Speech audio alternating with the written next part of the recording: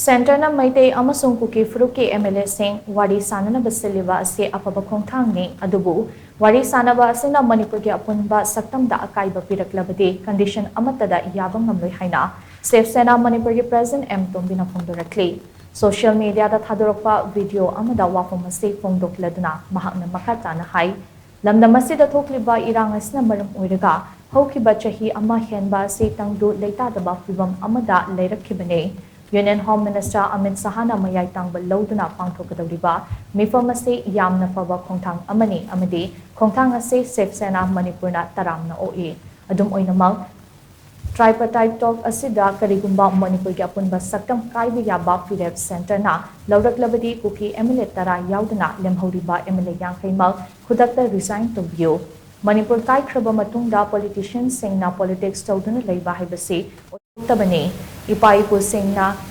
ikeng katuna ngaklamba leibaga se chen kuki narco terrorist kharage thawinsin da chatpa yaroi Manipur kanba haiba wafam masina mangda thamlaga amato oina changsin binase politics haibase de miyam yaifana bagidamba thabak tawbudune ima leibak machetana kai khrabadi politics tawfam leiroi maramaduna aikoi amato oina lepminaduna thongna fana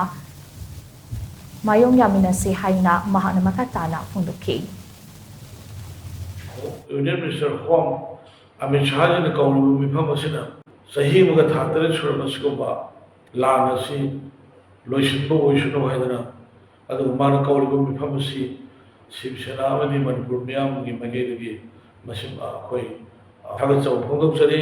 nasi mifam asi welcome tawjari tawdabo karigamba separate lands adu KUKI jogi akoi gi Manipur si masi taranaba karigamba India government maruina home minister da appeal tawdana masi tawdu yadu porama lakutaraga